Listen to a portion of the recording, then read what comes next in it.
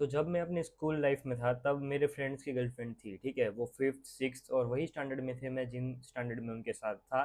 But उनकी girlfriend थी और मेरी गर्लफ्रेंड फिर भी नहीं थी। मैं जब छोटा था तब लड़कियों से बात कर लेता था और मैं उनके साथ फ्रेंड सर्कल में भी रहता था। बट जब मैं जैसे बड़ा हुआ और मेरे हाथ में मोबाइल आया, फिर मैं लड़कियों को फ्रेंड की तरह नहीं, एक फीमेल की तरह ट्रीट करने लग गया। और वहीं से दिक्कत होना शुरू हो गई और मैं लड़कियों से बात नहीं कर पाता था तब से। अब प्रॉब्लम क्या थी पता है, कि मेरे को कहीं ना कहीं दिमाग में ये लगता था कि मेरी भी एक गर्लफ्रेंड होनी चाहिए, क्योंकि मेरे फ्रेंड्स की थी। तब मेरे पास इतनी मैच्योरिटी नहीं थी। और एक चीज़ ये भी है कि देखा देखी में हर कोई ये चाहता ही है कि इन सब की गर्लफ्रेंड है तो मेरी भी एक हो।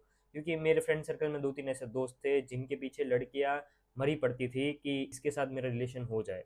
और वहीं पे एक सिचुएशन में मैं था जहाँ पे मेरे को कोई लड़की भाव भी नहीं देती। अब जाके मुझे वो चीज़ रियलाइज़ हो रही है कि अच्छा हुआ किसी लड़की ने मेरे को भाव नहीं दिया, क्योंकि मैं बहुत ज़्यादा डिस्ट्रैक्ट हो जाता वरना अपने गोल से। इवन कॉलेज के टाइम पर भी सेम ही चीज़ होती है मेरे साथ, जहाँ पर भी मेरे फ्रेंड्स या फिर मैं किसी भी अपने जूनियर को देखता था तो उनके साथ गर्लफ्रेंड्स थी और मेरे पास फिर भी नहीं थी, मेरे ग्रुप सर्कल में फिर भी नहीं थी। इवन तब के टाइम पर मेरी कम्युनिकेशन स्किल्स थोड़ी सी अच्छी हो गई थी, मेरे पे कॉन्फिडेंस भी थोड़ा बहुत आ गया था।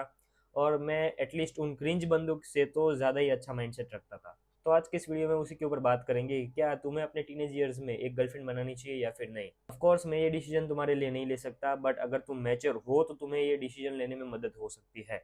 सो कुछ पॉइंट्स डिस्कस करेंगे जिसके ऊपर से तुम एक इवेल्यूशन निकाल सकते हो कि क्या तुम्हें गर्लफ्रेंड की सही में ज़रूरत है या फिर नहीं। अभी पहले तो आइडेंटिफाई करो कि तुम्हें क्या गर्लफ्रेंड की सही में ज़रूरत है कि नहीं, या फिर तुम देखा देखी में जा रहे हो। अभी मेरे को गर्लफ्रेंड की नीड हमेशा से लगती थी कि मेरे को गर्लफ्रेंड की नीड है, बट मेरे माइंड में पीछे ये भी चलता था कि अगर एक गर्लफ्रेंड आ गई, अगर अच्छी हुई तो वो मेरी लाइफ बना सकती है, बट अगर उसका गोल नहीं हुआ अच्छा और मेरे साथ वो कंबाइन करके नहीं चल पाई तो मेरी लाइफ बहुत ज़्यादा बिगड़ सकती है और मेरा टाइम बहुत ज़्यादा वेस्ट हो सकता है। उसी डर की वजह से मैंने कभी गर्लफ्रेंड नहीं बनाई।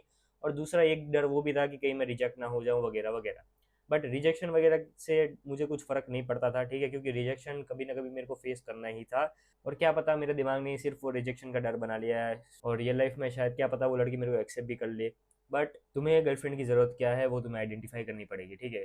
क्या तुम्हें पूरा दिन एक निब्बा निब्बी बन के रहना है, ठीक है, या फिर क्या तुम्हें दोस्तों को दिखाना है कि मेरे पास भी गर्लफ्रेंड है। क्या तुम्हें एक मीनिंगफुल रिलेशन बनाना है, या फिर तुम्हें सिर्फ सेक्स चाहिए कि उसी की वजह से तुम ये सब करना चाहते हो। गर्लफ्रेंड आने के एडवांटेजेस भी होते हैं और डिसएडवांटेजेस भी होते हैं। कुछ एडवांटेजेस के बारे में बात करते हैं कि तुम्हारे पास कोई ना कोई होता है बताने के लिए, ठीक है, और तुम्हारे पास एक फीमेल कैरेक्टर होता है अपनी लाइफ में जहाँ पे तुम उसके इमोशंस को समझ पाओगे, वो कैसे रिलेशनशिप्स को हैंडल करते हैं अपने पर्सपेक्टिव से, वो सारी चीज़ें तुम समझ सकते हो। बट इसके कुछ डाउन साइड्स भी होते हैं। अगर तुम किसी हाई वैल्यू वुमन के साथ आगे रिलेशनशिप में, तो ऐसा हो सकता है कि वो तुम्हारी बिगड़ी लाइफ को भी सुधार दे, या फिर ऐसा हो सकता है कि तुम्हारी जो सुधरी हुई लाइफ है ना उसको भी एक लेवल अप कर दे और तुम भी बदले में उसकी लाइफ लेवल अप कर दोगे और तुम्हारा रिलेशन बहुत अच्छा जाएगा।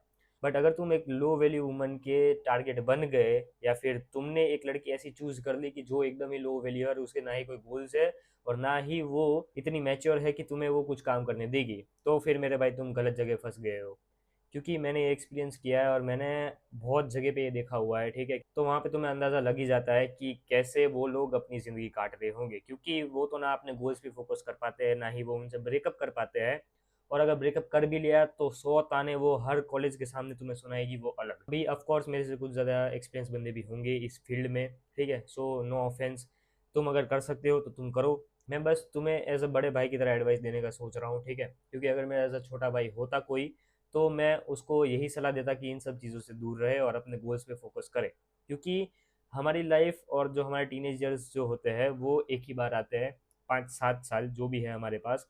और अगर वो तुम ऐसी चुटकी बजा के इन सब चीज़ों में फुर कर दोगे तो तुम्हारे पास कुछ बचेगा ही नहीं, ठीक है। क्योंकि वही टाइम होता है जहाँ पे तुम्हारे पास सबसे ज़्यादा एनर्जी होती है, सबसे ज़्यादा तुम्हारे पास फोकस होता है कि तुम हर एक चीज़ को, स्किल को सीख पाओ। तुम्हारे पास फ्रीडम रहती है हर एक चीज़ की, क्योंकि तुम कॉलेज में आ गए हो, स्कूल में तो हो नहीं।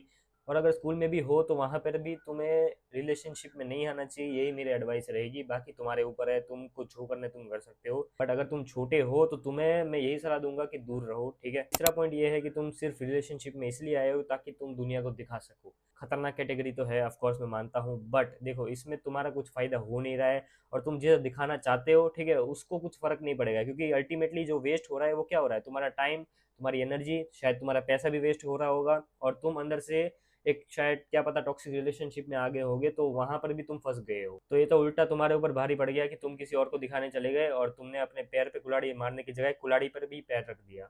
चौथी सिचुएशन ये आती है कि तुम सिर्फ एक लड़की के साथ सेक्स के लिए हो। तो यहाँ पर तो मेट्रो सिटीज़ में ये सब चीज़ें चलती रहती है, ठीक है, इसमें मैं कुछ ज़्यादा बोलूँगा नहीं। अब लड़के भी ऐसे हो सकते हैं, लड़की भी ऐसी हो सकती है, ठीक है। तुम्हारे में वैल्यू नहीं है, तुम्हारे में गोल्स नहीं है, तो फिर ऑफ कोर्स तुम यही सब चीज़ों के पीछे पड़े रहोगे। One night stand, hookup culture, वही सब चीज़ें फॉलो करोगे। अगर तुम्हारे में सही में ऐसा है कि मुझे एक मर्द बनना है, मैं एक हाई वैल्यू वुमन के साथ ही डेट पे जाऊंगा या फिर रिलेशनशिप में आऊँगा, तो ऑफ कोर्स तुम इन सब चीज़ों के पीछे नहीं पड़ोगे और डिसीजन तुम्हारे ऊपर लैंड करता है। तुम मेरे को जिम्मेदार नहीं ठहरा पाओगे, क्योंकि मैंने पहले ही वीडियो में बता दिया है कि मैं जिम्मेदार नहीं होऊंगा। जो भी डिसीजन तुम लोगे, अगर वो तुम्हारी लाइफ अच्छी बना देती है तो बेस्ट ऑफ लक, अगर वो खराब बनाती है तो फिर वो तुम्हारे ऊपर है, क्योंकि तुमने वो डिसीजन लिया था और ना ही मैं जिम्मेदार हूँ। सिर्फ ये चीज़ बता सकता हूँ कि तुम्हें इससे फ़ायदा कितना मिलेगा और नुकसान कितना मिलेगा। अल्टीमेटली ऐसी रिलेशनशिप्स भी मैंने देखी है जो एकदम ही हाईली सक्सेसफुल है, जो एक दूसरे को बहुत ज़्यादा रिस्पेक्ट करते हैं, बट वो कब आती है, एक मैच्योरिटी लेवल के आसपास, जब तुम 20-21 साल के हो जाओ तब। कभी कभी रिलेशनशिप मैंने ऐसी भी देखी है जो 8 साल 10 साल से हो रही है, बट फिर भी उसमें कुछ ज़्यादा लाभ नहीं हो रहा है। वो बस लोनली फील ना करे इसलिए एक दूसरे के साथ रिलेशनशिप में पड़े हुए हैं, ठीक है, ताकि उन्हें कोई आके ये ना बोल जाए कि तू रिलेशनशिप में नहीं है। अगर तुम्हें लगता है कि सामने वाला बंदा तुम्हारे टाइम, एफर्ट्स और हर एक चीज़ को वैल्यू कर रहा है और वो जेन्यूनली तुमसे लव कर रहा है, तो तुम रिलेशनशिप में रहो।